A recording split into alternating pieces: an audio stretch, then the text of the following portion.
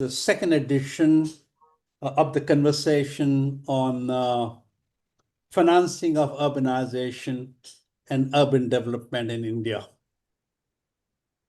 In the first session we had yesterday with three renowned scholars, that is Dr. Ravikant Joshi, Dr. Partha Mukhopadhyay, and Professor Jyoti Rimani, we had quite an interesting session on why and how we do not have adequate resources to invest in urban infrastructure, economic growth, and employment generation. I'm deliberately using these three words. It was pointed out that country is investing less than 1% of its GDP in the urban sector, much lower than required. And a substantial part of it of late goes into metro, which is about 40%, and PMAY about 30%. With this disproportionate amount going into these two items, there's little left to invest in core basic services such as water, sanitation, bus-based transport, and of course, economic activity. Cities are no longer places to live alone, not just dormitories or residential places. They have an additional identity as growth engines, and therefore, urban planning cannot be just land use planning and infrastructure planning. It was pointed out that just 2% of the investment pie goes to livelihood activity, even though cities have a vibrant informal sector crying for low-cost infrastructure facilities and institutional supports for productivity enhancement. So this was a large number of things we discussed yesterday, but this came out very clearly, and I thought I remember it much clearly. Today's session is on 16th Finance Commission and is aptly titled Crystal Glazing. Thank you, Ravi Sir, for this title. Crystal Glazing, Impact of the 16th Finance Commission on Urban Governance. The 16th Finance Commission of the period 2026 to 31 provides a record rupees 3.6 lakh crore for urban local bodies, a major 230% increase from the 15th Finance Commission. And it is meant to boost urban infrastructure and service delivery. The allocation has prioritized water management, sanitation, wastewater system, and fiscal empowerment of cities through both united and special grants and targeting sustainable, technology-driven urban development. We look forward to hearing that take from Dr. Ravikant Joshi, who is the lead presenter today, and two respondents, Shri Hitesh Bhai Vaidya ji and Astha Agarwalla ji. We look forward to hearing from them. But we have many questions. Ravi Saab, will this money reach our cities? Will it be used properly? Is this money enough for the task on hand? Even if we have the money, do local self-governments have the capacity to use this money properly? What about the small cities? Will they get their share of resources to be able to play a role in the country's growth and development momentum? We have high ambition, $30 trillion economy by 2047. Can we reach there without the cities firing on all cylinders? Is it really possible? It is only, and I'm just pointing out this, Ravi Saab, I'm sure you must have seen this. It's only a coincidence that today the Indian Express has carried a lead story on its editorial page suitably titled Finance Commission Strengthens Local Bodies. That's the title. But at the cost of the states. The essay is written by an ex-minister in Jammu and Kashmir government, and you are a municipal man, Ravi Saab. We are keen to hear you on what he is saying. We do not have time to quote the full last paragraph. I have it here. But let me share the last few lines and let me quote. What he says is this. Local bodies, it's a big article, it's a very powerful article. Local bodies as institution of self-government promote decentralization, but operate under state oversight with limited and derived autonomy. While strengthening local governance, strengthening local governance is welcome, equating or subordinating state level needs with that of the third tier dilutes the federal compact. And read it again. What he says, subordinating state level needs with that of the third tier dilutes the federal compact. And then he says, promoting decentralization should not be used as a pretext to harm federalism. What do you say, sir? And I'm very keen to hear you on this. It's a very interesting article, and I thought this is just absolutely topical today. It appeared this morning. While waiting to hear you on this, let me share with you the brief introduction of the three speakers.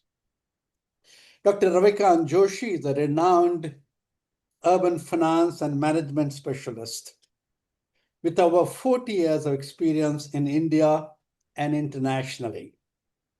He's a former Chief Accounts Officer of Vadodara Municipal Corporation. Currently a member of the Government of India's High-Level Committee on Urban Planning and consultant to institutions such as the World Bank and CRISIL. He has led key reforms, including implementing accrual-based accounting across Gujarat's municipalities, contributed extensively to research and publications, taught at leading institutions, and supported capacity building and civil societies initiatives. There's a lot that could be said more, but this should do at this point of time.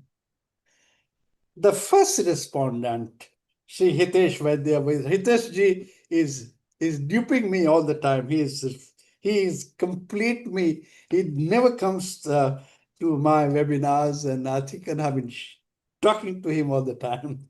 He's a distinguished urban development practitioner with over 25 years of experience in policy design, in project formulation, and large-scale program management.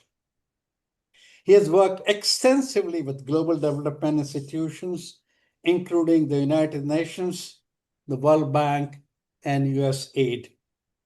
Prior to joining the National Institute of Urban Affairs, he served as country representative of UN Habitat in India, where he played a pivotal role in shaping the ecosystem for the design and rollout of India's flagship urban missions. I think there's a lot that can be said, but this is introduced the same. Dr. Astha Agarwalla is an associate professor and program chair, this MBA in urban management at CEPT University. An urban economist by training, her work focuses on the interface between markets and urban development, with particular interest in how economic structure shapes cities. She holds a PhD in public system from IIM Ahmedabad, where she examined the impact of urbanization and infrastructure investment on productivity growth across Indian cities. So we have these three very brilliant people talking about crystal grazing, I think, on 16th Finance Commission. And my last take, half a minute. And lastly, let me briefly tell you why we have been doing this webinar series for the past 4 years. This time, I'm not talking what we're doing, why we're doing it. I'm saying very quickly what we have done. One, this is 144th session of the webinar series on rethinking cities we are running for last 4 years. Over 600 urban experts and professionals have shared views, perspectives, and solutions on this platform. Over 300 hours of recordings are in public domain on INHAF website and YouTube. And knowledge products include a book called Conservation in Indian Cities, Bridging the Gap, based on 3 webinars we conducted, and a new book titled City Economies in Global South, Growth, Inclusion, and Sustainability, based on some 7 webinars and other contributions, is being published by the world-renowned publisher Routledge. So this is my responsibility of introducing you, giving you context, and telling why we are doing this webinar series. With this introductory remarks, pretty long, to you three. Thank you very much. Thank you, Kirti bhai. It's a pleasure again to be on this platform. Let me share my presentation. I'm really privileged that Hitesh and Professor Astha Agarwalla ji are going to be discussant of my presentation. Both are renowned urban practitioners and academic scholar.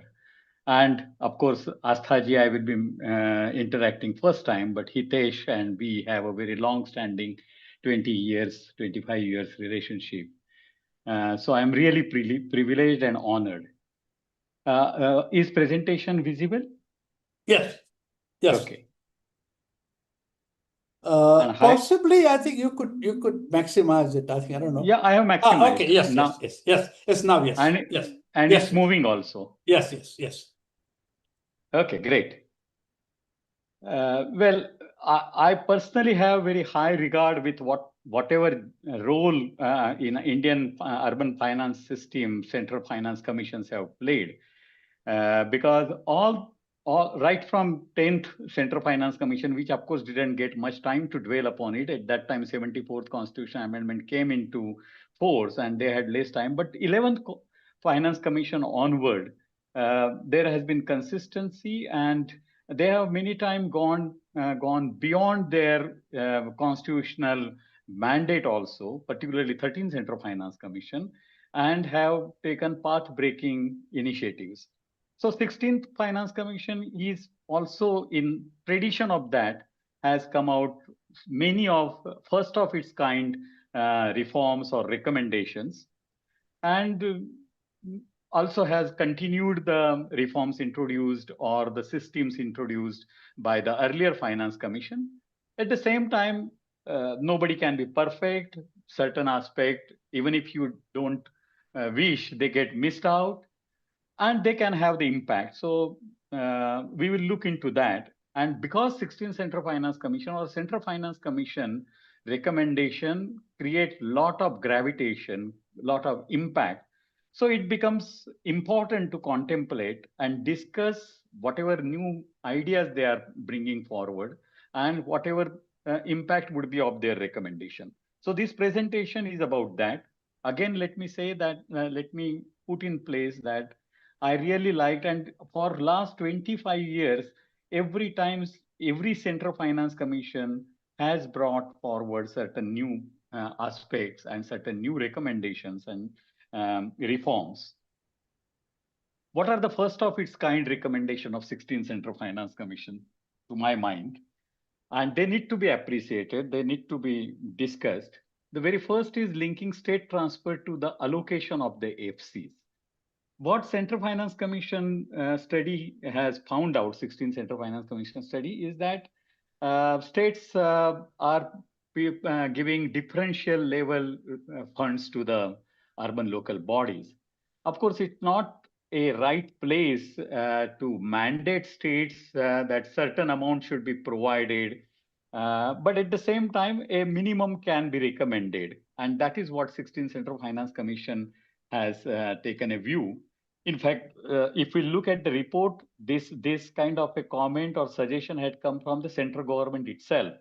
The Ministry of Finance and Government of India has put forward view to the 16th Central Finance Commission that the primary responsibility as per the constitutional mandate of urban local bodies is of the state governments, and state governments should adequately fund them.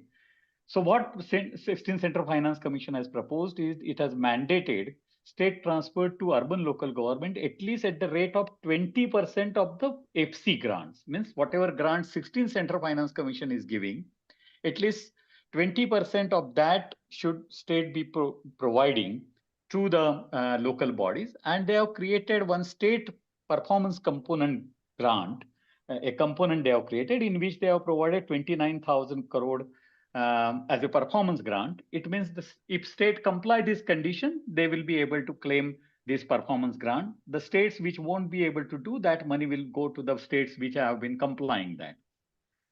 Another next thing is the primacy of the untied grants, the fiscal decentralization.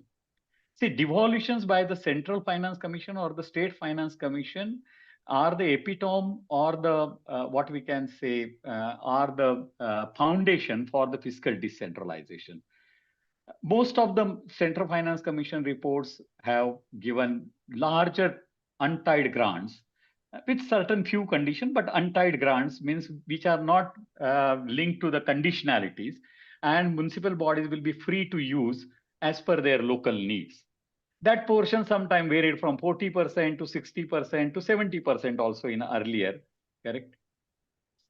15th Central Finance Commission had taken another view, and though the intentions were good, the actual amount that 21% of the total allocation which they had given to the local bodies, only 21% was the untied, and that was only to the smaller municipal bodies. All the metropolitan level municipal bodies, whatever allocation that each individual ULB will receive was a tied, means to be utilized for a specific sector and for specific purpose with the certain condition attached. 16th Central Finance Commission has again gone back to the primacy of the untied grant, because anywhere in the world, what really constitutes fiscal decentralization is how much money is coming to the subnational government, lower level government, as an untied grant, where the freedom is to the local government or the recipient to decide and utilize them as per the local needs, not top-down approach or not dictated from the top. So 60% now out of the total amount will come as an untied grant. Also, they have gone in their report clearly stating that even if the tied grants, and those tied grants means they have said that the 40% amount should be utilized for the water and wastewater and sanitation. So that three things which are the primary things at the local level. So there they have said that, well, that 40% of the basic grant should be utilized for that purpose. But then again, there will be a freedom to the local body to utilize that tied grant for the specific purpose, but as per the local needs, no other further conditionalities. How they should use, how much, which kind of project they should take, nothing. They will have to use 40% for wastewater and water kind of infrastructure creation. Next point they have taken is a own source revenue improvement by urban local bodies as a criteria for horizontal distribution of the grants. Various criteria are taken by that, but last two finance commissions had taken that 90% weightage will be to the population and 10% weightage will be to the area. So how to distribute? The horizontal distribution means on that factor, amount is distributed among the different local bodies. Depending first to the states, depending upon the state's share into the total urban population of the India, each state share and the area, urban area of that share. Having each state got the money, again it get distributed on a ratio of 90% weightage to the population and 10% to the area. Here they have brought a new and very welcoming feature where they have said not now 90% weightage to the population will remain. So depending on each city's urban population, they will get the money, and that population would have 90% weightage. But 10% weightage will be to the OSR improvement, that is own source revenue improvement of those urban local bodies, or all the urban local bodies together in the state. It is going to having a far-reaching impact, and in fact, that impact is visible if one go and refer to the 16th Central Finance Commission report. Then there is a table where the allocation, state-wise allocation is given. This total amount is there, and then how much each state will get using this 90-10 formula, 90% for 90% weightage for population, 10% for efficiency, or we can say improving the own source revenue. And that has a greater impact. For the first time, because of this, the states, in the states where the municipal bodies are doing efforts to improve own source revenue and have a better CAGR or growth rate, will be getting more money. So, cities are able to improve their OSR when they get more autonomy, when they get more resources in their hand and powers to improve that. And also state addresses the political economy issues at the local level, and then cities will be able to raise the OSR. So that will incentivize states to take steps to do the facilitation, to do the necessary changes into the act and various administrative government GRs to give more powers and to put more pressure on the local bodies and to manage the political economy to increase the OSR, because that OSR improvement is important. Yesterday also we discussed that OSR, own source revenue of all the municipal bodies together constitute just 50% of the total they received. Another first kind of recommendation is special grant called urbanization premium of rupees 10,000 crore. In fact, Hitesh ji was also part of the report which was prepared by the World Bank regarding the census town and how they can be converted to the statutory municipal towns and how they can be incentivized. So over the years, there was a talk that census towns are not being converted into municipal statutory towns. And states have earlier, one Central Finance Commission has also tried a negative incentive wherein the states which are not converting census town to municipal statutory towns will get the less allocation. But here there is a now positive incentives. So it provides that if a state merges its census towns which are around a city which is more than 1 lakh, that is what we call peri-urban area, that is merged, or the census towns are merged with the cities with the more than 1 lakh population, then they will get a urbanization premium, that is a funding to manage that transition. Because when such new areas are included, naturally, immediately you can't tax them more to the level of the original city in which they are included. And naturally, peri-urban or such census town have less level of the infrastructure. So the main city has to put in much more infrastructure into that cost before it can start getting in the form of a user charge and tax.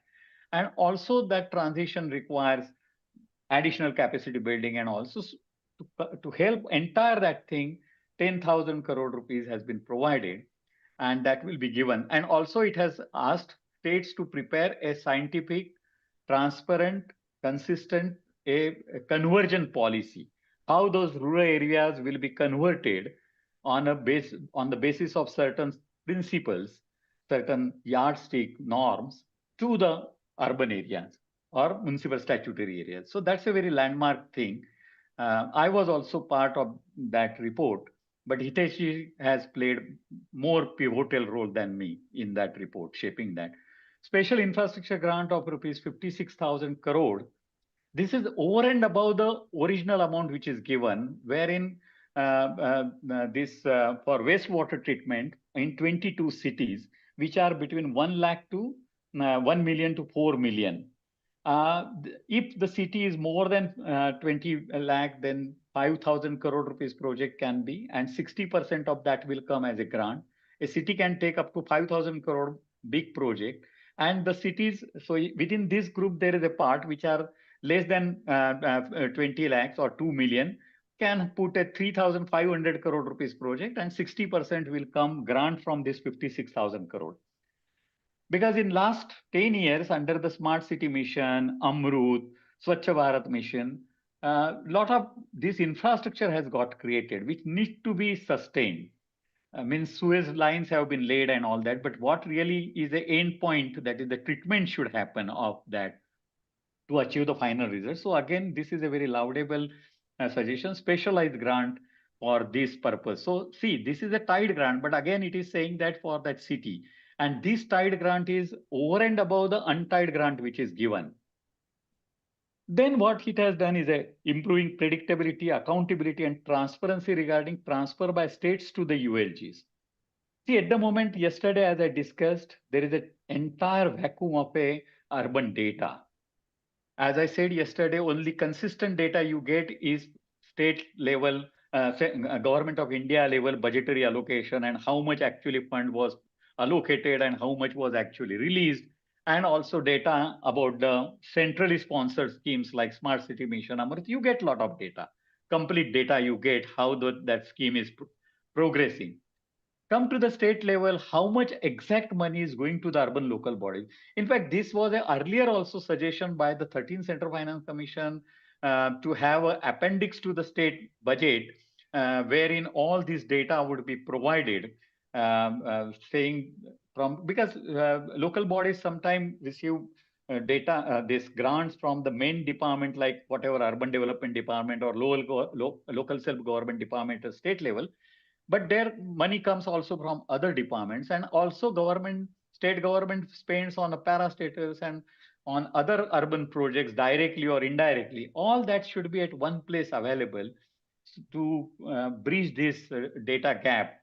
So now states will have to transparently report all the transfer to the local bodies they have done in Appendix 3 of the state finance accounts. Not only earlier 13th Central Finance Commission has said that there should be such appendix to the state budget, but now they are saying annual state finance accounts, this appendix. Also, it restored the municipal function, primacy of the municipal functions. What I mean by, for example, 15th Central Finance Commission, we know air pollution is a big cities, in top cities, top polluting cities. We get the numbers where almost most of them cities are from India, and all that, all said and done. So air pollution is a very big issue. But what happened, 15th Central Finance Commission, while intentions were very good, really laudable, they said that money, whatever money they allocated to the municipal bodies, out of that, for bigger cities, those 45 metropolitan agglomeration they had carved out, 50% was given for the air pollution. Now, though air pollution is important, air pollution is not a municipal function. No way air pollution by any local government is managed. So what happened, that money came into the municipal account, but actually it didn't receive to the municipal body. So actually municipal bodies almost lost 70,000 crore rupees. They came into their name, but they had to put up the air pollution measuring machines, who will be then monitored by somebody else, or had to transfer that money to the traffic police. So somewhere, though that was important and that money should have been given to the pollution control boards or state government special grant, but putting it into the municipal account, as I earlier said, it reduced the quantum of the untied grant to the only 21% because of that one good initiative. And this is the point I'm saying.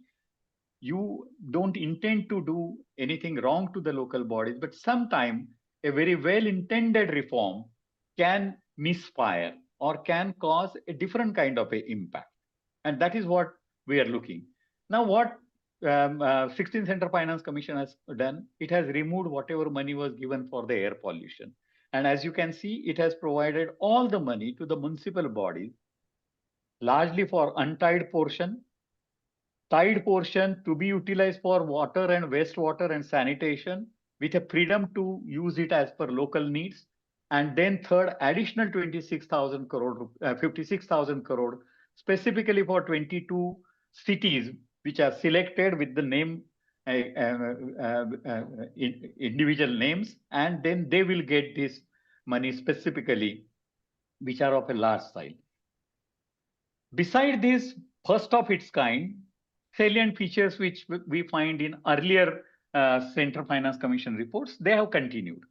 As earlier Kirtibai said, 231% increase, but actually Kirtibai, it is 291% increase. If we 94% increase, if we add all the figures which I said, additional amount which will be going in the hands of the local bodies, the special 56,000 crore grant. Also, there is a city performance component additionally of 29,000 crore.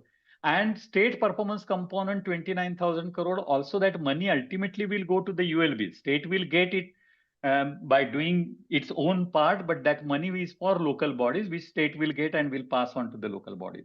So this 58,000 crore plus 56,000 crore and the original allocation of a basic grant to the local bodies, that all put together becomes 294 crore. And 15 Central Finance Commission earlier gave 1 year interim report and then 5 years. So that was a 6-year period. If we proportionately do it, then it goes to 330%.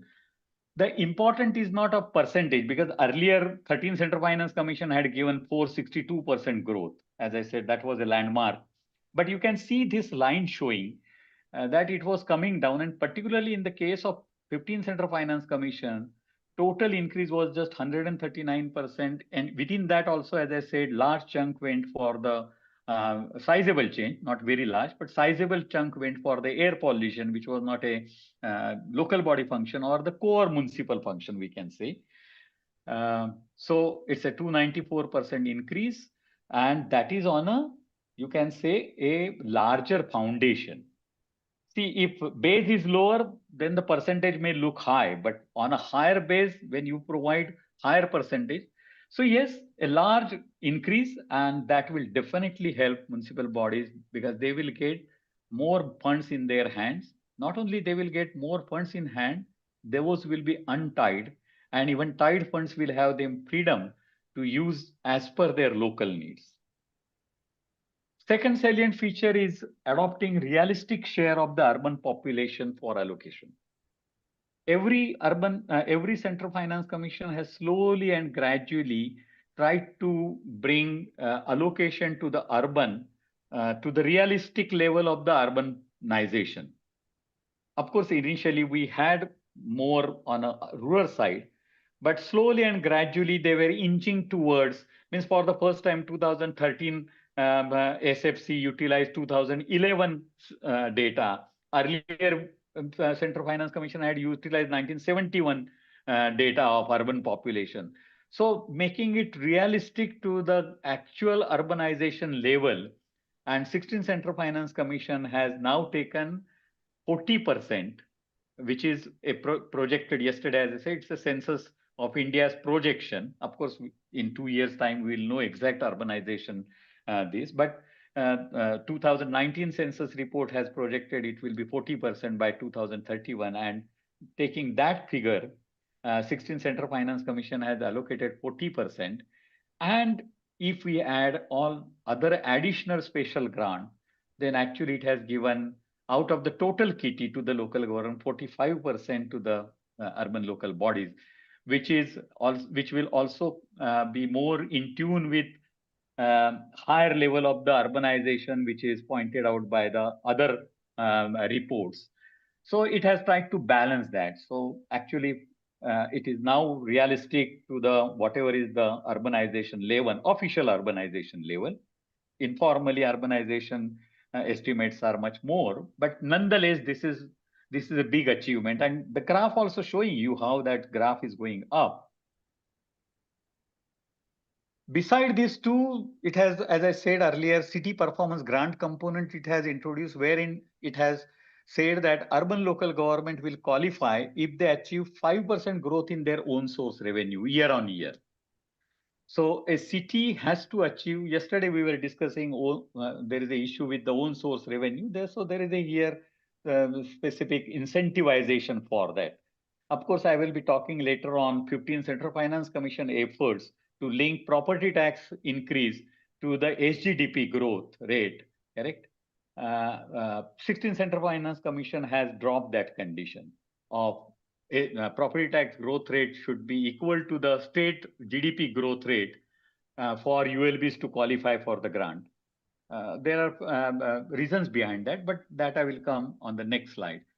Then it has continued with the entry-level financial accountability and constitutional mandate condition. Financial accountability means municipal bodies must be publishing their annual accounts in a public domain. That's the condition 15 Central Finance Commission introduced, 16 Central Finance Commission has continued. Also, 15 Central Finance Commission, earlier Central Finance Commission had put the condition that election must be conducted by the state government of the local government. Also, so those constitutional mandate conditions, correct? That also been continued. So this grant will, these are the entry level condition, means a state will qualify, a local body will qualify if they do this. Then publication of the service level benchmarks by all urban local bodies. This was introduced by 15 Central Finance Commission for 45 metropolitan agglomeration. They had introduced this condition. Now 16 Central Finance Commission has extended to all. Yesterday also we discussed this issue that what data we are getting today is in quantitative term, that this much amount got spent or did not got spent. We don't know that expenditure, how much quality of the service level has gone up. Means we hear that, okay, 1 lakh crore got invested in urban water supply, but how much per capita water supply or sustainability of the water supply or number of the people getting potable water through a tap connection, those are service level benchmark. And what is the improvement that data is not available? That has now been made applicable for all ULGs, and it has instructed MIUA to set up a third party assessment, because there were earlier efforts way back in 2007, 8, 9, when Government of India prepared a service level benchmark and was made part of the say NIUA this thing. But later on that didn't go ahead, and again wherever the service level benchmark are published, data quality or authenticity of that data, there was no third party assessment. So it is saying that such kind of a third party assessment and audit mechanism to ensure quality and reliability of data to be introduced, which is again a very landmark recommendation. Timely disbursement of grant. Here also again 16 Central Finance Commission, today up till now what was happening, whatever conditions has been placed, if at a state level all those conditions are met, then the money will be received. If few urban local bodies not meeting the conditions, then entire thing will get held up. Now they have specifically said and mandated and recommended that the grant to be released to the ULBs who have met the eligibility criteria. So no state level this thing, but whichever ULB is meeting the eligibility criteria, release the grant. Don't wait for entire compliance of the state or larger number of the ULBs.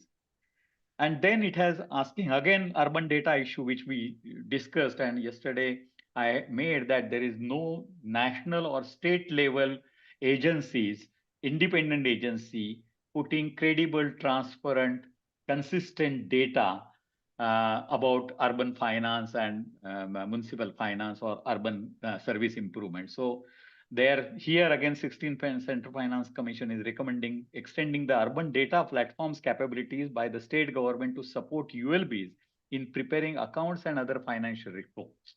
So all IT solutions and all that. Well, as I said, there is nothing wrong, but certain aspects get missed. Nobody's God. And they can have some of the repercussions, or as earlier 1 or 2 example I give, certain well-intended things may have unwanted results. So let's look at what are the certain aspects. At the same time, I have to say that even if Central Finance Commission, 16 Central Finance Commission hasn't provided them in their report, it doesn't mean that, because it is not their duty to provide. If they would have provided, it's good. The point which I am discussing, which can be done by the state governments and the local bodies. Nobody stops doing those reforms. It is not like that Central Finance Commission has to say and then only do. So even if they are not in the 16th Central Finance Commission report, other apparatus and other institutions very well will be able to implement it. And therefore, the purpose of pointing out that, well, if these would have got included, it would have been Sone pe Suhaga, what we can say. Even if they have got missed out, they can be implemented. It's not necessary that they should have been said by the 16th Central Finance Commission, because there are many instances, various good reforms and recommendation made by the Central Finance Commission hasn't seen the day of light. That's also the fact. What I find is that they drop the condition, FC condition of rise in the property tax, be at the same rate as a nominal GSDP as a smaller ULB spike. It's a perfect thing they have done. What their research showed that the cities which have less than 1 lakh population, the condition to have property tax growth, annual year-on-year growth equivalent to the SGDP was wrong. At first place, such one-size-fits-all condition should not have been there. Correct? But that's a gone, because it was done by the 15th Central Commission and no calibration was done. But 16th Finance Commission has corrected that. So what it has said, no more that kind of a condition, which is a very right step, a step in a right direction. Instead of that, it has adopted, which OSR is a larger thing. OSR would include not only property tax, but also would include other taxes and the user charges, water user charge, solid waste user charge. So it's a larger concept. So 5% increase in the OSR condition under the local body performance grant. So it has removed that property tax condition from the entry level and brought it only and limited to the performance grant condition, which is just 29,000 crore. So a city achieving 5% would get money of its performance grant from the 29,000 crore, that is city performance grant component created. Only my research shows, and the data which 16th Central Finance Commission has provided, is that OSR, if we take right from the 2000, during the 2018 to 22 period, the data which 16th Central Finance, already there is a 10% CAGR. So municipal own source revenue has been increasing at 10%. There is a some what we can say, some inflation in that figure. But then and later on in my new research, I will be pointing out that whatever OSR has been estimated, that is inflated one. The real OSR is little less, but that's not the point at the moment, because that research is going on. So, but still, even if that inflation is removed, I personally feel 8% or 7% growth municipal own source revenue has achieved from 2018 to 2022. If I take long-term average, the data right from 2010 to 2022, 12 years period, municipal own source revenue has increased at a rate of 8%. Now, if OSR has already increased at the 8%, this 5% I don't see. Of course, it may be possible that 16th Central Finance Commission was not privy to this data, that already municipal resource own source revenue has increased at 8% across the India as a overall. Some cities may have achieved more, some may have achieved negative even, but as a whole nation, all the municipal bodies together, municipal own source revenue as per the 12, 13, 14, 15, 16 Finance Commission data, we take RBI data, it shows 8% own source revenue. Also another point, so that this should have been, I feel, 10%. Correct. OSR should be 10%, not at the rate of, say, nominal rate of the GDP or SGDP growth, but at least 10% should have been instead of 5%, because everybody will qualify. Everybody will qualify means there will be some cities who are not achieving, and I know the examples where cities are achieving just 2% growth in the OSR, less than the even inflation. So sub-inflation growth, many of the municipal bodies and even the bigger cities are achieving, and actually their revenue in real term not growing, but that's a different issue. Second issue is that again, this becomes a one size fits for all. See, bigger cities should be able to capture, because it is the cities which are the growth engine. And if country is growing at 10 or 11% nominal growth rate, GDP is growing at 10, 11% in nominal terms or 12%, states are achieving SGDP growth of 10% to 12%, 13%. And if cities are not able to achieve the bigger one, million plus cities, then there is something wrong. They are not capturing the economic momentum, which the point yesterday I made. So here also, again, there should have been calibration. This 5% OSR growth, I perfectly agree, would be good for cities which have less than 1 lakh population, because they do not have wherewithal. They do not have that much gravity, that much economy. So somewhere here again, a property tax conditionality, which was a harsh conditionality, and one size fit all removed, but new condition is very lower and it is benefiting. So it is something like in the context of 1 lakh now, even if Mumbai or Pune or any big city achieves just 5% OSR, that's fine. That will not make, as Kirti Bhai earlier said, cities cannot be left to themselves because they are growth engine. And Vikasit Bharat vision depends on the this growth engine firing to the full steam. So this will not serve the purpose. That is my crystal gazing. I hope I will be wrong, but this may not lead to. So it will derail the OSR improvement, which was envisaged, which was the vision for it, but it may not happen. So that's a very low performance condition. Even same thing, low performance condition, state transfer at 20% of the FC allocation. Barring 1 or 2, 3 states, there may be other reasons, but states are, in fact, states are transferring much more. They are compensating the default of the local bodies. As I said, our cities are not, in fact, during 11 to 18, cities were not growing, correct?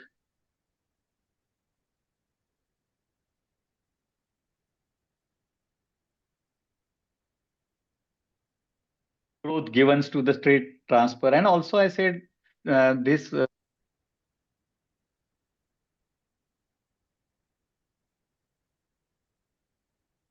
bodies will Ravi, get Ravi because sir, we're missing. Yeah. Hello. We were losing you, huh? Okay, that's fine. Okay, now it's okay. Yeah. Okay, so like that 5% OSR, which again one size fit all. There I have recommended the paper which I have written that actually for million plus cities, it should be equal to the GDP growth or SGDP. The cities which are less than million but above 5 lakh could be 75% of the GDP. Then the cities which are between 1 lakh to 5 lakh should be at least 50% of HGDP, and for 1 lakh and below cities, 5% OSR should be the thing. So that could be the way forward. Then there is no remedy if state government not meeting the constitutional mandate. What data, even 16th Central Finance Commission or earlier 15th Central Finance Commission, they show that the total amount which is taken is 75 to 80% because conditionalities are not met. Now, when conditionalities are not made and the whatever amount Central Finance Commission has provided not being taken up, means who lose it? Even if state is not able to take it and local bodies, ultimately local bodies lose that money. And yesterday, as I said, on an average, 20% is the money which is not taken up. Means 15th Central Finance Commission provided whatever 1,27,000 crore. The actual figure would come 20% less actually flown to the cities. So earlier also there was such kind of intimation. Again, intention was good. Index of decentralization was introduced, 11th Central Finance Commission. Then another index of devolution was there. But ultimately, if that doesn't happen, the state gets less grant and then the city gets the less grant because that money is meant for the local bodies. And local bodies are no way responsible for that failure. Correct? So there should not be conditionalities on the state government, which state government may not be able to fulfill. And ultimately, the local bodies will suffer, because local bodies have no locus standi in doing those reforms. Then non-mandating parties, it could have gone for what cities lack is a project planning or city CIP, but will CIPs or capital investment plan or city development plan, strategy plan, whatever. As I said earlier, 16th Central Finance Commission doesn't need to put it. If they would have suggested, because they have discussed very well the preamble for this. So therefore, I'm saying they could have recommended this, because they have at large discussed lack of data issue and lack of project planning or execution capacity, which yesterday we discussed. So that is the issue. And finally, though it has discussed that they were not able to get the data, which earlier Central Finance Commission has discussed, even 16th Central Finance Commission faced that problem. They also noted that 15th Central Finance, because of the condition of the 15th Central Finance Commission to get the grant, that local bodies must put the annual accounts in the public domain. But not only yesterday I said, but 16th Central Finance Commission on its own report has looked into it and said that the quality of the annual accounts or the data, annual financial statement put in the public domain is poor, is not adequate.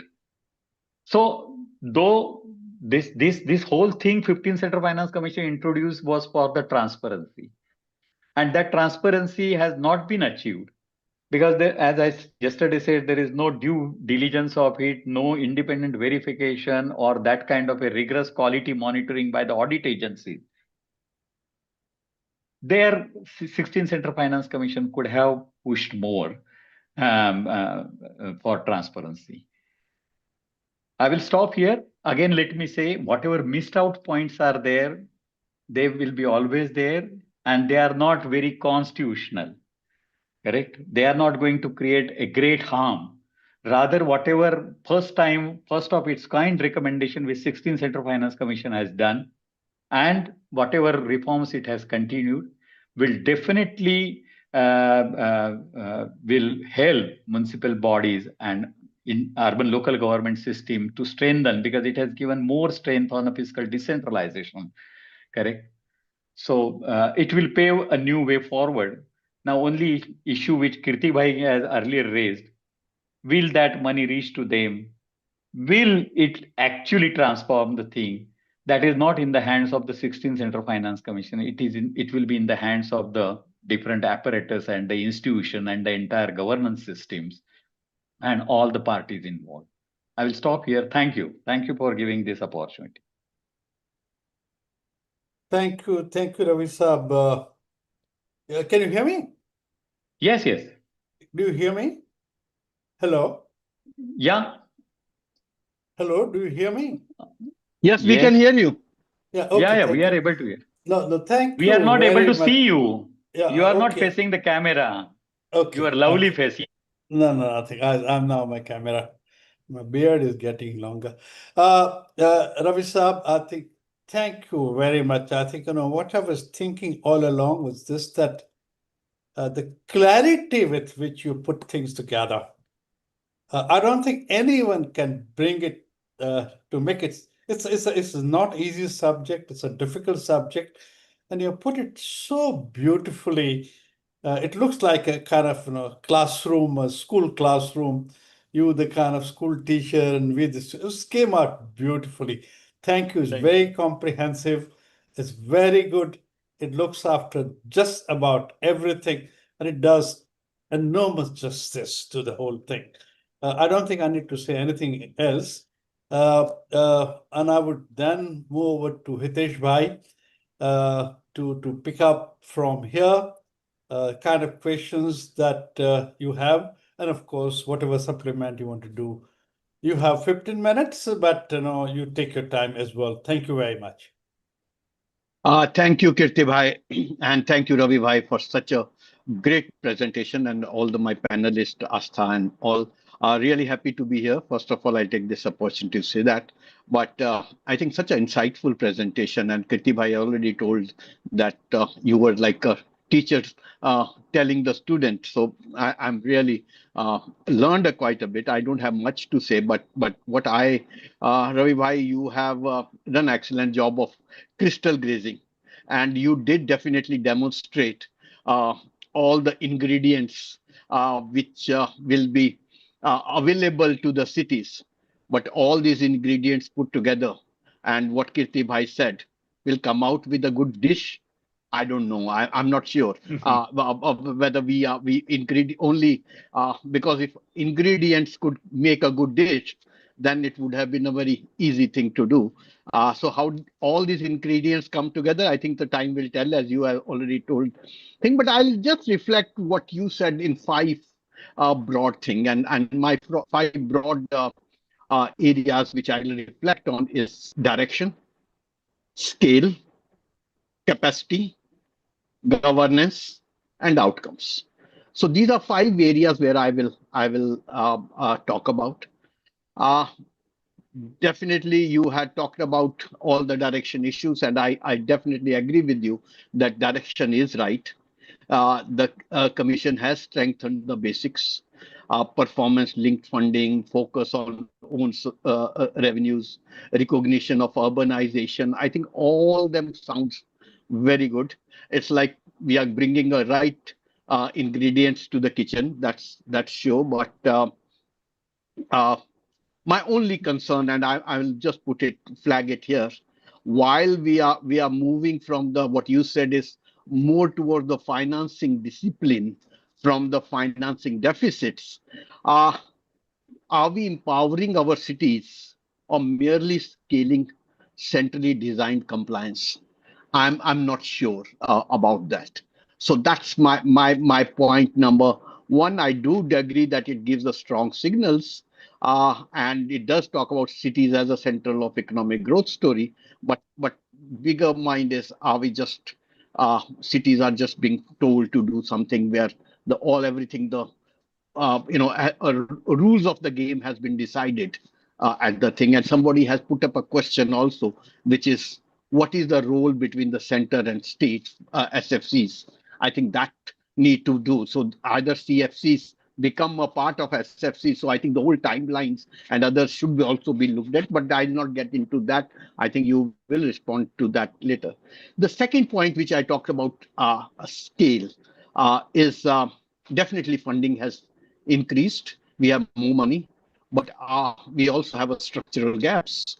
The whole issue of 74th Amendment we have talked about. I'll not talk about it, but you talk about urbanization and peri-urban areas and all. Definitely, I agree with it. But I'm still confused because, as far as my understanding, the population which they did for all of that was 2011 population, and we are 2026. And even we bring these peri-urban areas, even though with the urbanization premium, the denominator effect, the per capita money to the cities will get reduced. So how do you really duck it? Right now, you have 2,000 rupees per capita. It might come down to 978. That's my rough calculation. So how do you really bring? And second is, who is the driver for bringing this? And that's another Pandora box, which I think we need to really think of. When the shift happens, whether it happens rural development shift to urban development will pick up these cities and bring increase the base, then who is responsible? Is rural development shifting it to urban, or urban development shifting it to rural? I think that clarity has to be brought. And Finance Commission has talked about transitional policies, but I think those roles and responsibilities, I think, need to be real. I think in initially Kirti Bhai talked about share of GDP. While we are talking about big money, we also need to realize the share of GDP transfer to cities still remains 0.13%. So structurally unchanged. So I think that's a big issue. While we talk about big number, we need to be sure about it. Again, you did talk about that we have enough ingredients, but we also need to look at, based on these transitions happening, what is the number of people we are actually trying to serve in the whole. I think urbanization premium is a great thing, but but it depends on quantity matches the scale of demand. I think that's the where we need to really think about. My third point, which is on capacities of the cities, because everything depends on the cities, and they are the people who have to implement that. And we all know that cities have very different levels of systems, staffing, financial management. So as you also said, and I think the cities which are strong, they will definitely perform, and your performance grant goes to them. So whole equity issue, how will you look at it? Maybe the impact maybe of front loaded in stronger cities, and we are also seeing the evolving cities in the capacities, and also will these ingredients uh, help if our kitchen is not perfect and kitchen is not ready?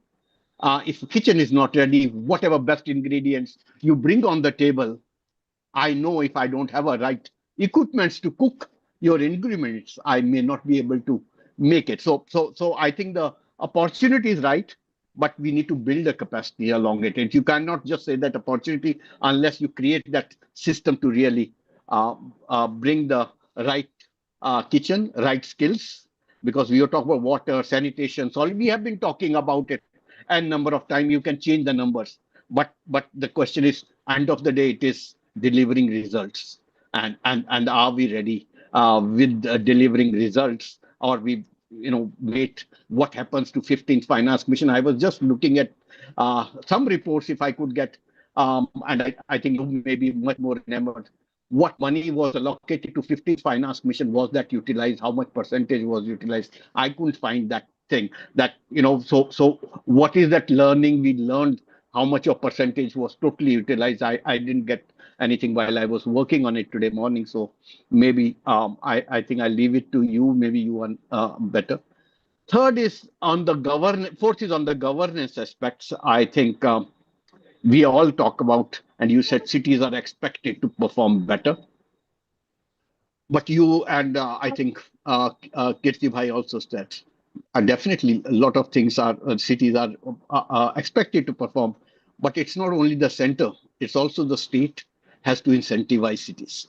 We always talk about 74th Amendment, where saying center is not giving power, but urban is a state subject, and state has to really look at it. A lot of these decisions, if you really look at it, property tax or others, own source revenue depends on the state rather than on the center. So I think, again, I'll come back to my own thought. You have ingredients. You might say that, with this, the capacities will be, kitchen will be okay. But who will control the stove? I think that has to be also looked at it. Unless my ingredients are kitchen there, but I look at the state and they don't do it. I think the whole horizontal vertical integration has to be really thing. And cities need both incentives. Definitely they need incentives, but they also need an ability to act upon it, those incentives. So I think the coordination across upper and lower levels has to be thing. So we need to be really sure that are we strengthening the state to city systems, then only the real change will happen. We only talk about center to city systems, and we forget about a cities thing, because as you are already talked about, and I will not get into that lot of decisions of own source revenues and others still remain political, and they remain at a state level rather than the cities as well. One point which I just wanted to say, we are, while we are talking about it, that you did talk about it in between.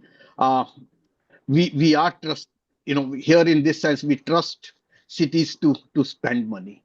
But with you saying that untied grant and other things, I think, while this is a good step, we also need to that we need to start trusting them in making decisions also.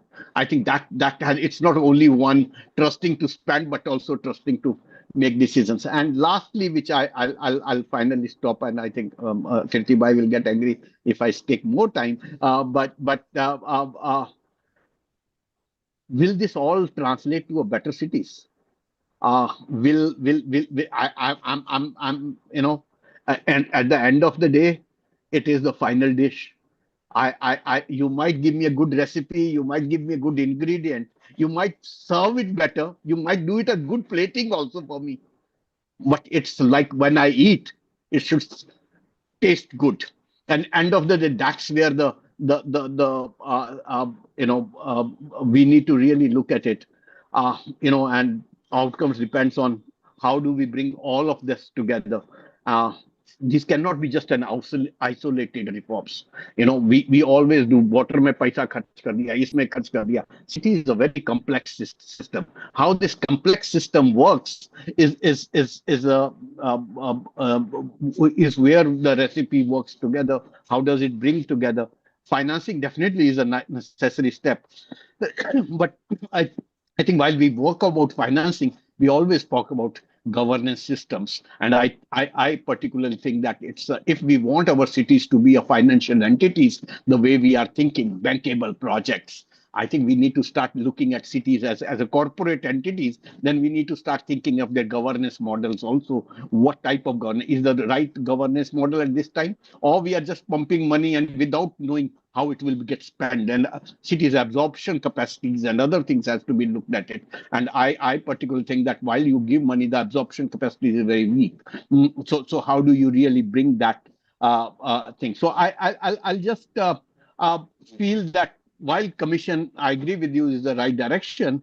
I think the more focus has to be more on capacities, alignment, and the systems. Unless we create those systems in place, put in the place, I think we will not get the right dish out from the city. So I think the outcomes will only follow. As you say, crystal grazing will happen. While we need to look at it, what will follow, I think we need to really think about how do we put this opportunity to work in the kitchen and get the right dish out. So I'll stop here. I hope it makes some sense. Thank you very much. And great presentation once again. Thank you. Thank you. It makes lots of sense, Hitesh Bhai. And I think I really like this very much, this 5 things that we talk about: the direction, scale, capacity, governance, and outcome sort of a thing. It's a very interesting matrix to look at the whole things that Ravi Saab, I think, presented. And it makes the debate very interesting and rich, in terms of looking at the whole thing holistically. So thank you very, very much. I just wanted to kind of, before I tend to forget, I'm a very old man and I forget things. So before I forget, let me ask this question. This is what I wanted to ask you at the end, but I'm asking it here because I fear I'll forget it. I've been pushing for last several years that the country should set up the National Commission on Urbanization. I'm very fond of it. I thought wonderful work happened, I think, 35, 40 years ago. Cities have come to a stage, urbanization has come to a stage where we need to rethink about everything. And I thought, we should really have a National Commission on Urbanization. And after thought, I also started pushing in the whole idea of State Commission on Urbanization. And I made a presentation to Kerala government, made it to Tamil Nadu government, spoke to Gujarat government and all that. And I'm personally very keen to kind of, when you're talking about, from center to the city, and in between that you're talking about the state and its role, I thought, there's a point one would like to be examined in the context of this hierarchy, this relationship, this transfers, and this role playing. So please find time to respond to this particular one, because I'm pushing this idea. With this thing, I think let me move to Astha ji. Astha ji, thank you very much for accepting this invitation. And it was very nice. And you said, look, you had a parallel meeting. but I'm very glad that you made time for this, came in. We look forward to hearing you, Astha ji. Thank you very much. Thank you, Kirti sir, for the opportunity that you have provided me to be here. And it's a pleasure and an honor to be sharing this platform with people like Hitesh Vaidya sir and Dr. Ravikant Joshi. As a student in India, I have been, I grew up reading their work and listening to them on various forums. So it is exciting for me as an opportunity to be able to say things here. And most of it is already said. Ravikant ji, in his typical style, has presented a very detailed work with numbers and all the insights. And Hitesh sir has already raised those 5 very pertinent issues. What I'm going to say here might just be a repetition, but since it's not a repetition only on this platform, it has been a repetition in the entire discourse related to urban local body finances, some of the issues which are under addressed so far. So I will take this opportunity, even if it means repeating some of the things that are already said. I will talk about 3 main issues that I feel are under address so far. Is The first issue is the issue of fiscal autonomy. Hitesh sir already has said this, but I'm just reiterating, saying that successively it has happened that urban local bodies have to struggle with fiscal autonomy. The 16 Finance Commission numbers say that only 15%, the ULBs in general, are able to generate 51% of their revenue from own sources. And this drops to 35% when we talk about cities with population less than 5 lakhs. That means the dependence of cities on grants is somewhere in the range of 40 to 60%. What this does to the cities is not only it represents a lack of autonomy, but it also means that they have to work on pre-designed objectives and components. Hitesh sir was saying that cities should also be trusted to be able to make their own decisions, and it is not happening so far. And some of the data collected from CAG reports, performance audit reports, also shows that cities do not have enough own source revenue funds to even fulfill the establishment and O&M expenditure. They are using grants to pay salaries. So then we cannot think about capital investments being financed from these grants, which these grants are really meant for. So therefore, cities are neither fiscally autonomous nor are they functionally empowered to determine their own development. Solutions that quickly come to mind can be 2. One, the successive commissions have been talking about the first solution to have property tax reforms in place, but it's not happening even after successive pushes from all directions. And we all know in this forum that the most important issue is land records, property records, as well as the issue of valuation because of presence of these jantri rates or guidelines values or administrative rates being in place. Property valuation has always been an issue. In fact, MAHUA data quoted by the 16th Finance Commission report says that the number of states which were eligible for performance-based grants went down from 22 to 16 due to failure to meet mandatory property tax growth conditions. Ravikant sir presented data saying OSR has been growing at some rate, but small cities are struggling, sir. Most of these cities were cities with population below 1 lakh. So this raises the equity issue, as Hitesh sir has already said. The second way to deal with this could be to think about the assignment of tax base itself. What is it that the cities are allowed to tax? Right now, property tax is the most important source, and cities are really taxing the imputed rental income or the actual rental income in a way. I mean, in economics literature, we say the property value is the present, nothing but present value of all the future income streams that the property would generate. So in a way, the city is only allowed to tax the immovable property income generated out of that property in that city itself. But cities have been contributing to GDP. The economic survey this year says that cities' contribution to overall GDP of the country is around 70%. They are contributing to 70% GDP, but they are able to control resources in terms of their own sources only around 1%. So this is a large mismatch. They are not allowed to tax incomes generated locally. They are not allowed to tax goods and services transactions that are happening locally. And it's not only India. In many countries, these incomes are not taxed locally, but then there are formula-based systems to share the tax generated out of these incomes with the cities, which is something not happening in India so far. Cities have been also contributing to excise duty as well as the trade-related tax, custom duty, because most of the exports are generated in industrial clusters which are part of city systems. Most of the production for excise duty also happens using the infrastructure that is part of the city economic systems. So therefore, cities are generating this GDP, but they are not able to tax any of it. Central government taxes, state government taxes, which cities do not have any control over, and these are not being passed to cities in a formulaic manner. So some rethinking is required to either expand the tax base or to work at formulaic transfer of these taxes to cities. That brings me to my second point for this evening, which is state finance commissions were supposed to be those bodies which would work on this formula-based transfer of state taxes, stamp duties, and others to cities. But and again, in this forum, it probably is not very important to say, but I'll still say for the sake of putting a point in place, is that the constitutional design is very clear, that local bodies are primarily the responsibility of state governments, and transfer from the union are meant to be supplementary in nature.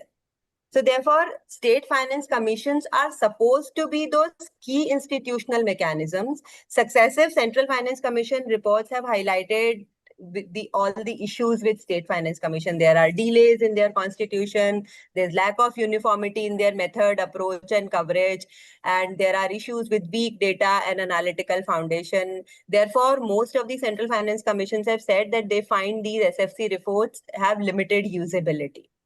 And in fact, it goes to the extent of saying that the 16th Finance Commission report says that maybe the requirement itself may need to be reconsidered, as the requirement that as per Article 283, the finance commissions are required to base their recommendations on SFC reports.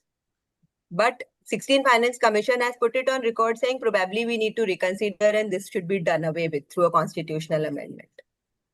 And there also has been another mention in the 16th Finance Commission report where they've said Karnataka, during their deliberations with state governments, Karnataka government explicitly urged the removal of conditions such as mandatory constitution of state finance commissions and the audit of local body accounts. And several other states also have raised concerns regarding this. Now, this highlights a fundamental political economy constraint. If state finance commissions are done away with, then the very basis of the federal hierarchy would be broken. And we would probably enter an era of more top-down, top-driven devolution and grant-based system, which would probably not be desirable in the country. So therefore, what is required is that the framework and methodology for formation and recommendations of state finance commissions should be standardized, and the data systems have to be strengthened, rather than saying that we should do away with this, because it is a constitutional norm and it is based on the very nature, the backbone of our federal structure. The third point that I want to make here is, and Ravikant sir already has spoken about it, that the lack of performance-based audit, performance audit systems, in order to be able to speak here today, I was trying to find out, are there any reports specifically talking about performance audit of grants given by finance commissions, successive finance commissions, how the ULBs have been using these? And I'm sure it would not come to most of us as a surprise that I could not find any. The only report that I could find was pertaining to Assam. That also was 13th and 14th Finance Commission grants. How have those been utilized? Only for one state. I could not find it for the states. What were available were state finance reports, but those were not directly talking about performance from the grant money that was received. So so whatever I'm quoting here is from that Assam report, but those are very generalizable, and in various discourses we have been hearing about some of these issues. There were these usual issues highlighted, such as non-utilization of grants and blockage of fund, delays in release of grants by state governments, non-submission of utilization certificates, and underutilization of funds. All these are generalizable, and we've been hearing about these. What caught my eye was something which was, so we differentiate between this general basic grant and general performance based grant. And the CAG report says that these performance grants are conditional. Most ULBs were unable to meet these conditions. These grants for those particular years were provided for 4 basic core services: water supply, sanitation, sewerage, and solid waste management.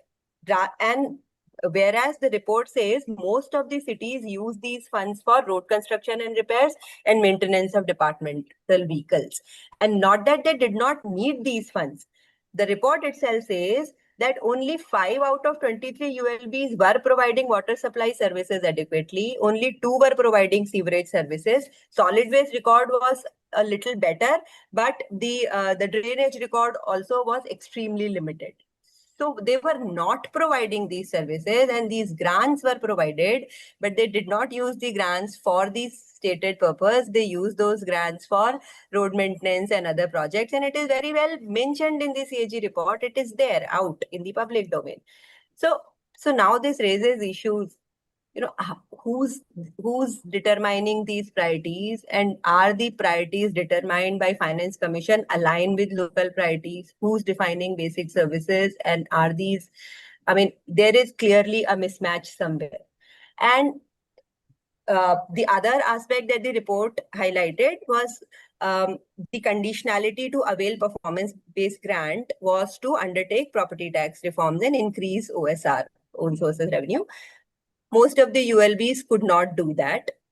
So repeatedly, if reforms are not taking place, despite there being incentives, should there be a penal structure? Should there be a rethinking around it? Time and again, year over year, we are seeing the same outcomes. So where are these issues? Is the issue capacity? Is the issue design? Is the issue feasibility? And the third aspect is, why are we not incorporating these audit learnings into policy design? If it is available to me on a one-day search, if I could find these issues, I'm sure, and the commission and the other esteemed panels, the government level, they are aware of these issues. Why are we not raising these, and why are we not talking about some of these issues? That brings me to the last point that I wanted to make, is that then I started thinking about, how does the Finance Commission decide how much to assign to each city for providing these basic services? Because we do not have expenditure norms. The last expenditure norms that we had were 1963 Zakaria Committee norms. After that, nobody has ever worked on finding out how much money is required on a per capita basis to provide these services at the city level. What we have are service level benchmarks, but those are outcome based. We do not have benchmarks for expenditure. The high-powered committee worked out some investment numbers, but those are capital expenditure numbers. Those there also they did not provide O&M numbers. So unless we know how much is needed to be spent, how can we allocate money just by saying that every city? And 16 Finance Commission also saying the same thing. They are saying drainage is our priority, and therefore there is this money. This should only be used for drainage, and we will wait for another 8 to 10 years to have performance audit from CAG on this money, and then we will still say that so many cities do not have drainage. So how to find, so this is a vicious sort of cycle, where to find the the space to break that vicious cycle and say, oh, now this is working. Hitesh sir said the same thing, saying, when would we see that things are finally working? That is, these are some of the concerns that come to mind when one starts analyzing, the details and the numbers. So I would just sum up by saying that to my mind, there are these three main issues: limited fiscal autonomy that has to be addressed, the weak structure architecture in terms of how are we really addressing the spirit of constitution, the federal structure, and absence of norms, expenditure norms that can become the strong link between the funding and outcomes. Because I looked at the objectives of CAG performance audit report, and they said three objectives: to assess whether allocation, release, and utilization of funds followed guidelines, whether implementation aligned with intended purpose, and whether effective monitoring mechanisms existed. But they did not say how much of the outcomes were actually generated, how many people were provided with water supply, or if in terms of linking it back with service level benchmarks or linking back with other sort of norms that exist. So that is the third need, to start talking about performance audit and start talking about measuring the outcomes. And then for the future exercises of devolution and distribution of grants, those numbers can really become the benchmark or basis. So with this, I end my comments here. Thank you so much, sir, and I look forward to participation further here. Thank you, Astha ji. I think you raised so many issues and so many pertinent issues that I'm sure both Ravikant ji and Hitesh I think would be reconsidering the timetable. And what I wanted to say was this: that don't worry about how long does it take, but these are very important questions and issues which need to be, I think, looked into and answered. So what I suggest is this: that let Ravikant ji take both from Hitesh ji and Astha ji and really kind of respond.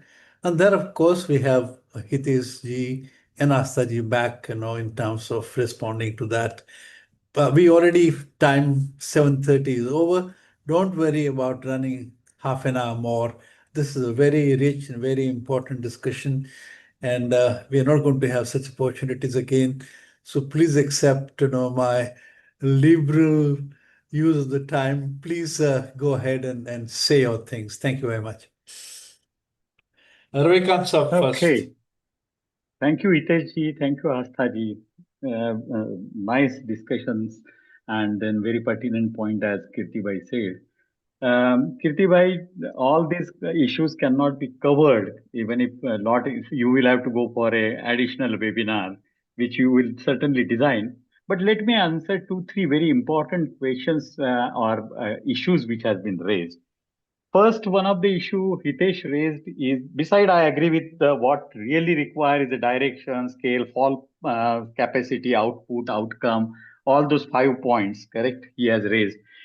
But issue is that, see, Central Finance Commission mandate is just to look at and give the data. Of course, what the issues, certain issues Astha ji has raised, the better cognizance can be taken by the Finance Commission, but Finance Commission is not permanent thing. It comes, it provides whatever limited time it has, it tries to grasp the situation with all the limitation of data, all the lack of outcome, data, service level data, everything, and it has to come out with certain things. Of course, it can be much, take the cognizance of the various other issues, but I will come to that. But what Hitesh ji pointed out is what a equity issue. There is always a dichotomy and a great discussion between equity versus the merit. Always we have taken a approach towards the equity more rather than efficiency. It is the first time 16th Central Finance Commission is trying to bring in 10% weightage for the OSR efficiency.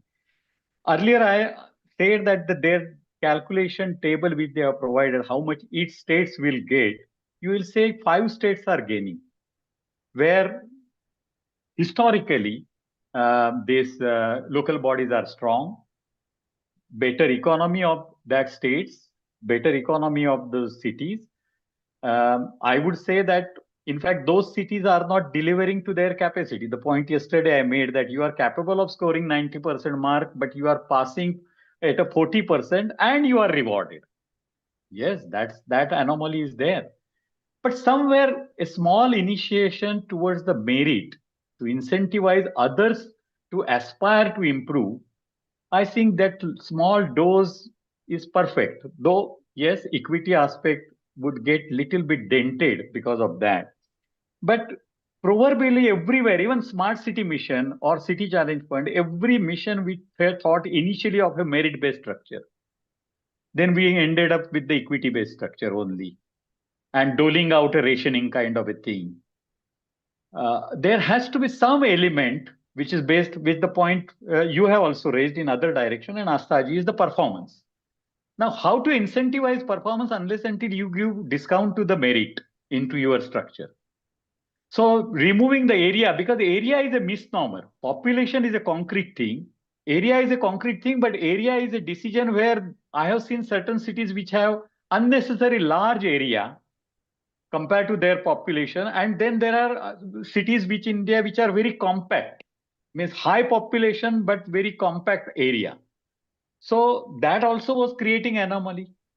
And always no indicator, what we call inter se indicators in public finance, horizontal distribution indicators or vertical indicators, they are not perfect. Because 10% weightage to the area was also creating anomaly. Here there is a one attempt that 10% will be to the performance or OSR improvement.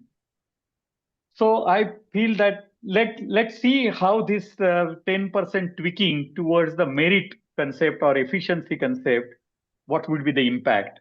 At the moment, we are not able to know that what will be the exact result of it, but there is nothing wrong in trying that. Then what rest of the things which you are saying of cooking the dish is really all other institutions' responsibility, right? From central government has much less, but then state governments. It is the state government which will have to ensure. And it's not a permanent commission. Central Finance Commission has given some direction, maybe not absolutely perfect, but taking that and how that can be made good of it. That is the responsibility of the local bodies. That is the responsibility of central government. That is the responsibility of the local governments, whatever they are getting. So all those issues really important. Who gives the direction? It is the state which has to give, because it's a transferred responsibility to the local government. As per constitution, local governments are not independent. Only they have existence ensured, not functions and finance. All prerogative is with the state government. Or what should be the scale, capacity, output, outcome, all that state will have to play a big role. Then coming to because I can't address all coming to the Asthaji's point. Again, Asthaji, whatever most of the issues you have raised about performance audit or implementation,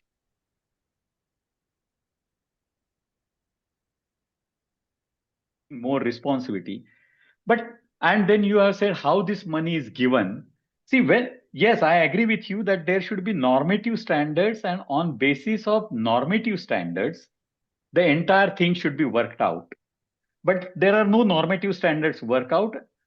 At that time, then Central Finance Commission has only way out to think that, okay, what could be the benchmarks or what could be the indicators on which basis I will allocate the money. And then it should be utilized by the local government and state government. Yes, we agree that after HPC, nobody has tied and we do not have normative standards, and therefore comes the gap filling approach. But still, even 16 Central Finance Commission and earlier Finance Commission also has denounced this gap filling approach. That gap filling approach should not be there. But they are constrained. Neither State Finance Commission reports are of quality. Originally, 74th Constitution Amendment says that Central Finance Commission has to take cognizance of State Finance Commission reports and to give money. If Central Finance Commission will wait for that, they will not be able to give anything, because none of the State Finance Commission report, barring one or two or three, is credible, or that have academic robust discipline, correct, in their calculations and all that, as you rightly pointed, and many reports have pointed out everything. So Central Finance Commission hands are limited, wherein if you are on the Central Finance Commission with all this limitation of data and everything, you are confined to look into that, okay, what could be then indicator? Population. Bigger the population, you need more money, that city. So let's take a population benchmark. Earlier, 11, 12, 13 tried with the various indicators, but then they realized the futility of it. Devolution index, decentralization index, and then 14 Central Finance Commission adopted area and population only, then 15 continued, and 16 has just tweaked that instead of area, which is again a anomaly because there is no state rules, but how much should be the area of the city vis-a-vis the population. And again, there is a geographical delineation. You can't have that kind of a thing. So they have tried with the merit. So their hands are constrained, and Central Finance Commission has to go and then decide two indicators that how much city should get. I do agree that they could take cognizance, and conditionality is always in public finance theory also, everyone should not be there. But just giving the money in public finance theory also, just giving entirely untied grant in the hands of local bodies, there are perils of not correct use of it. So there has to be a very fine balance between the conditionalities and non-conditionalities. And you can see that there has been oscillation. In 15 Central Finance Commission, we find a lot of conditionalities and actual tied grant going down to the 21%. Also, misnomer air pollution function comes into it, getting the grants, which is constitutionally also not function and in any terms of the municipal body. So there is no set pattern in that across the world. We oscillate between the equity versus efficiency, conditionality versus non-conditionality, tied versus non-tied. A fine balance may emerge from this churning. We are still finding. But by and large, I find that 16 Central Finance Commission has gone more towards the non-conditionality, unconditional share of the unconditional grant more. Yes, they have state performance grant and local government performance grant of 29,000 crore and 29,000 crore, correct? Or they coming out with the wastewater, but that's not a case for 22 cities. Essentially, they have said that 60% should be untied and 40% tied, but local autonomy to use it as per local needs. That's their role. They did. Now that money getting effectively used is to be seen by state government and all the audit apparatus. As you rightly point, CAG report you got of Assam. Why can't we have CAG and local audit doing such kind of a performance auditing? Who stops that? It is not a function of Central Finance Commission. Your point is pertinent, but it is the job of state government and central government to create that kind of discipline. Therefore, it is talking that there should be third-party independent evaluation of the state service level benchmark. 15 Central Finance Commission put the condition that 45 cities, metropolitan cities, should publish service level benchmark. You know, service level benchmarks were collected, but not published. Who did not publish? Government. Only Andhra Pradesh government has published performance report of service level benchmark, which was pointed out by 15 Central Finance Commission. All other 43 cities data was collected by the respective governments, but not put into the domain. So 16 Finance Commission has to come and say that now put that transparently into domain, asking MAUA to create a third-party independent evaluation or audit mechanism. But Central Finance Commission can't go beyond it. It's not an executive body. It's a recommendatory body. It can take more and more cognizance of issues, correct? So also then 15 Central Finance Commission brought in annual financial statement should be published. we created cityfinance.org. Now, to get the grant, for the first time, 4,000 cities. In my whole life, I've never seen, there is a database of 4,000 cities annual financial statements on the portal. But they are garbage, most of that. Now, who to ensure that? The audit wing of the government. Every state has a local fund audit department. There is a CAG. There are other institutions. So we haven't created validation mechanism for that. Yesterday also. So the issues which you are rightly pointing out, and if as we are doing crystal gazing, we can say whatever 16th Central Finance Commission has suggested can turn nil as a crystal gazing if we fail to create, means the responsible institutions and the government fail to create the following these aspects. The point of performance, no municipal act provides for even cost audit or performance-based audit. Government of India publishes outcome budget. At least it is there. There is a midterm framework. And we can see the outcome budget, and every year finance minister provides the outcome budgeting report. Where is the outcome budgeting mandated for municipal bodies? No. Even today, we are still not clear who should be auditing these municipal accounts, how they should be audited, how they should be published. There is no penalty clause if accounts are not published. Even I have seen some of the incidences where bank reconciliation statement has been uploaded to get the grant instead of annual financial statement. Who is looking it? No, just so sometimes it is what happened, just a checkbox ticking approach in entire administration. And that will undone any good this thing. So any good recommendation will get undone by just not going by the letter and spirit and just by going by checkbox, or it can enhance also the a mistake by commission. It can amplify that mistake by these things. So both things happen because of this whole. So I think I will not dwell much into it because that whole this issue would require a different kind of a discussion.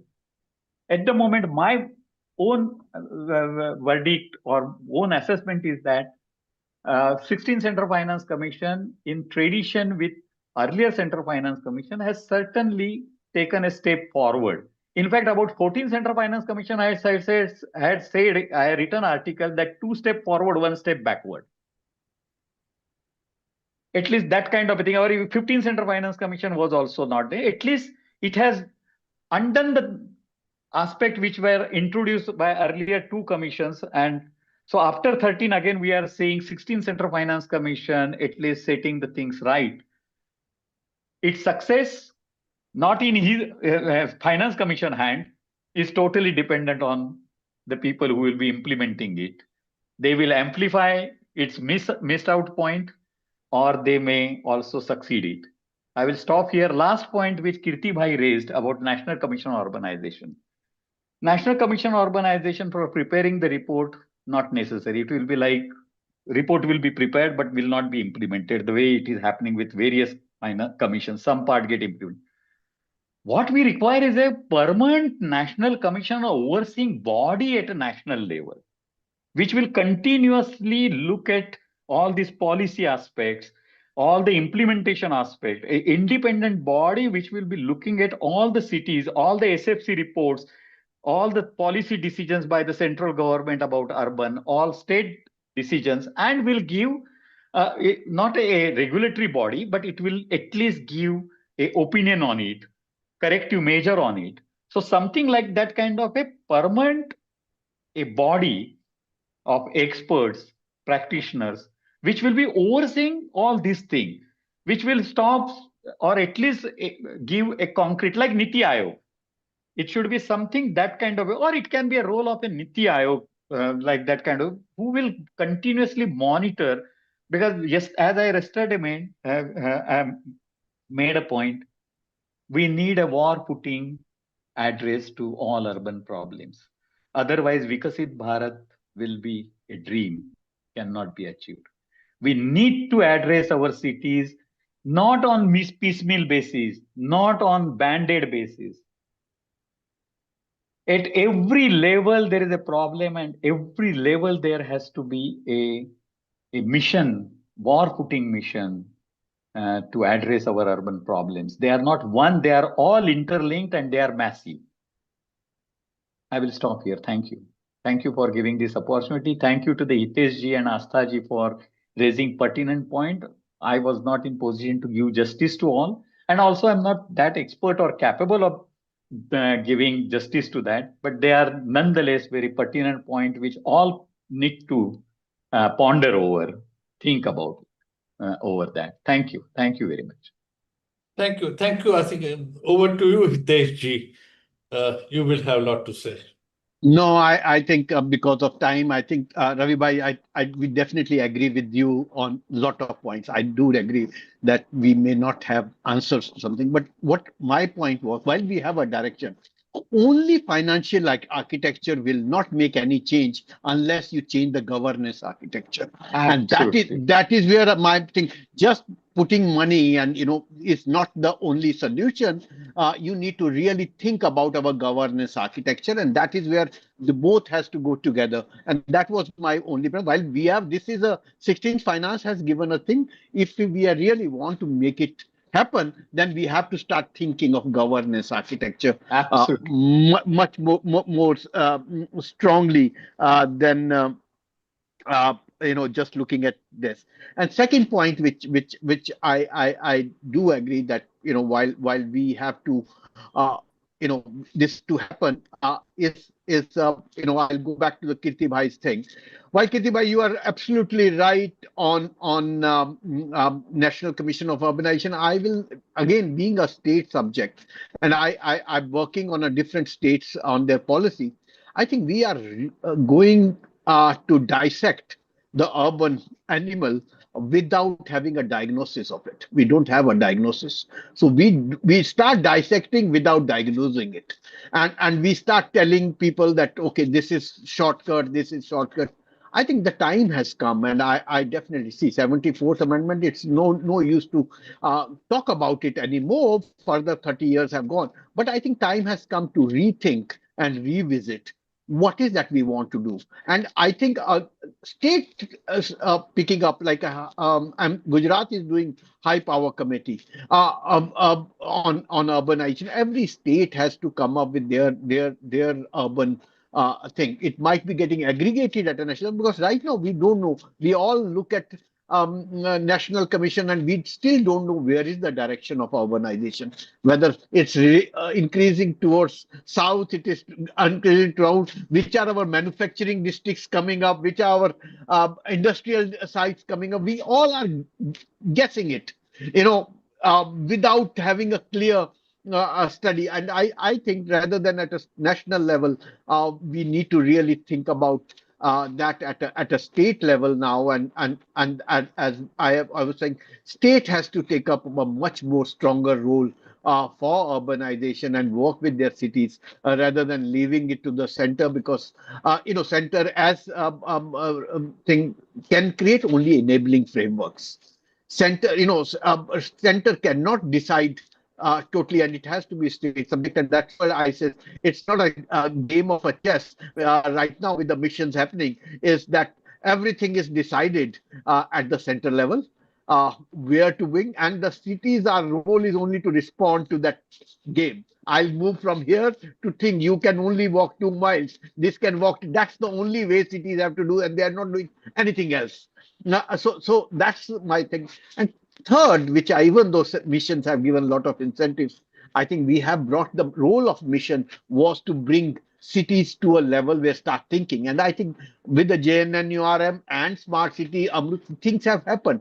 I think now this mission approach has to come out, because a lot of this initiative incentives got killed because of the mission, because all the cities are only working how to respond to the mission guidelines, mission TORs, mission DPRs. Nobody's thinking at city as a whole. So I think it has to be a demand-based approach, and we need to create our missions in such a way that it comes from the demand from the state and cities make their demand to state put up, and they can then unlock the center funds which we can pull it together. So I think that type of a approach has to come up, and that has to come up with what you call it diagnostic approach, where it has to be more evidence based at a city level and state level rather than the doing a one big national study, which will not lead to much of a thing. So that's where I stop here. But thank you, Ravi Bhai. As I again will say that your presentation was a really eye-opening, and as a student, I learned quite a bit on that.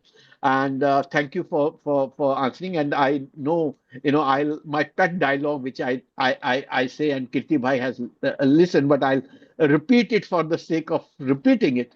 We all are like Arjuna sitting on the battlefield of Mahabharata. We don't know where to hit, how to hit, and why should we hit at all. I know we are all. He had at least Krishna to give him a gyan of Gita. We have you as our Krishna to give us and take us forward and give us those things with other. So I think thank you for imagine, but we need to create as an urban mafia. We need to create our own Gita to move forward. So thank you very much, and over to you, Kirti Bhai. No, before that, I think Astha ji, you want to say anything to add to this? Uh, Thank you, sir. For the want of time, and I would very quickly, briefly just mention one point after Dr. Joshi and Hitesh sir already have spoken, that I really respected the way Ravikant sir drew the boundaries around, how much can we expect from one finance commission alone. There has been a history, and there is a constitutional mandate. So yes, respecting that very much, considering that 16 Finance Commission, given their time constraint, could do only whatever they could. And there were many good things that they tried to do, increasing the total volume of grants coming to cities, having more untied grants, etc. But I would want to still raise one point that was very much within their purview of doing, and they could have done. In the report, they mention that urbanization is an imperative, and they talk about agglomeration economies, and they talk about how cities generate economic growth and productivity. It is just a thought.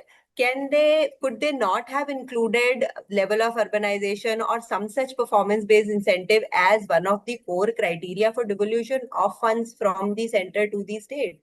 That would give a very strong message to the state government that you have to now be very serious about urbanization. As Hitesh sir is saying, it has to be taken up at the states level. States have to take command, but that message has to come from somewhere, and 16 Finance Commission had that opportunity. Professor Pangaria has written, he's saying that, urbanization is the way to go. He's saying that in order to even improve agricultural productivity, land per farmer has to go up. The availability of land per farmer has to go up. And for that, the surplus labor has to be shifted from the villages to the cities. Migration has to happen. And for that, in cities, secondary and tertiary sectors have to be strengthened. He's saying all this in the report. The report is saying all this. So if they are saying this, they could have created those right incentives somewhere for that urbanization narrative to be hammered to the states, saying you have to do it. That's the last point with which I would like to stop. Thank you. Thank you. I think it's absolutely very rich dialogue and discussions, and of course we are about half an hour beyond our limits. I still, Ravikant ji, Hitesh Bhai, and Astha ji, I may not have this opportunity. So I want to ask a stupid-looking question at the end. Ravi ji, you talked about this whole instance of air pollution and the money which was given and not used because air pollution is not a mandatory function of the local bodies. Now, the mandatory functions and the voluntary functions were decided long time ago when there was a limited view of a city. We're talking about city as a place to live with dormitory, and therefore we're talking about water and sanitation and conservancy and all that. Well, and life has changed so dramatically. And I personally feel time has come where we got to kind of look at the large. You yourself were talking about this yesterday. That where are we investing? I think in economic growth. We are still talking about I think planning, which is a land use planning. We're talking about in a very limited context. And I think time has come where I think, and I think there is no other. And I think, I find this out. Bhumaji is there. I think, listening to this, we're doing, this sustainable urban employment guarantee scheme. And we feel that, it should be handled by a municipal corporation. But the first question is, where does municipal corporation has the capacity to handle it? Is not able to handle its water. How would it handle the whole new area of poverty alleviation or dealing with the poverty issues? So what I'm trying to say is this, that why do we take a static view, institutional view of local self-government? Why couldn't really kind of be seen as an emerging, what is the new role of the municipal corporation in the context of new challenges, in the context of new paradigms that must be, I think, handled? So that's the question. And I thought, I won't get such brilliant three people to answer it. So we'll ask us, please take 1 minute, no minute, but please tell me what you think. Functional delineation, functional delineation will have to be redrawn naturally as the things move, as the society progress, state progress. But I was quoting air pollution in a sense that giving money to city, it's not function. Basically, it doesn't have regulatory power. A municipal officer can't go and stop the air pollution created by the vehicles or air pollution created by the industry, anything. So that function, even if it is a voluntary function and important, a municipal body cannot implement it because it doesn't have governance power with that. It is with the pollution control board. It is with the traffic police. So even if that money is to be given, give it to the state government rightly, and then they will be able to give it to the pollution control board, which are the regulatory agencies to monitor that, not to the municipal bodies. So it was a misplacement of that because it doesn't have any wherewithal. So let's hope someday this functional delineation will be redrawn. We are still contemplating what 18 functions 74th Constitutional Amendment listed. Out of that, still not given to the municipal bodies. So one day, again, redraw, things will have to be redrawn. I will stop here. It's a big issue. Thank you. No policy decided for that. Thank you, Hitesh ji. Will you say anything on that? No, I do agree. What I think we need to really go back to the drawing board to really understand. See, role of a cities have changed, as you are rightly pointed out. The air quality, the climate change, the economic role of a city was not that. Manufacturing was not there. So if we can go with the those 18 functional don't remain anyway sacrosanct now. And that is what I always feel, that while we are looking at it, it's time to revisit. Maybe we can look at what works, what does not work, and what is the politically acceptable in the politics, and that's where the role of governance based on that has to be really revisited. While we are talking about urbanization becoming that's while we are becoming 50%, and when they were drawn, the urbanization was only 20-30%, not less than that. And now we have seen such a structural shift. So in that way, we have to really relook at it, whether we are, what is that change we need to do if this structure from 20% to 50% urban has becoming, we need to really think about it. And while we are talking about, and again, go back to Ravi Bhai's question, when our mentality always, while we talk about urban growing 50%, our fiscal federalism still says rural first. So that has to also come up. Urban first, actually, and that's where the thing will change. The money will divide, and the role of a city has to be really looked at. Its spatial geography has to be really re-looked at. Its relationship with urban, peri-urban, and a regional approach which we are looking at. It has to be re-looked at. Heat was not an issue. Air quality is now everybody's talking about urban heat, and you look at any heat action plans. You will feel that I should pick up those plans and throw into a dustbin. But the question is that why are we making all of that? So that we need to really, and that's where I say it's a larger issue. Step back. We need a time to rethink and revisit our with the urbanization changing with the 50%. Do we need the same governance structure, or we need to revisit the governance structure? So I stop here. Yeah. Thank you. And I think Astha ji, whether you wanted to add something to this. Sir, very quickly, I would just want to add one line to what you said, is that we have to start looking at, and Hitesh sir already said this, that we need to start looking at cities as systems, economic systems. So the city region approach beyond the administrative boundaries of municipal corporations, urban development authorities, and districts.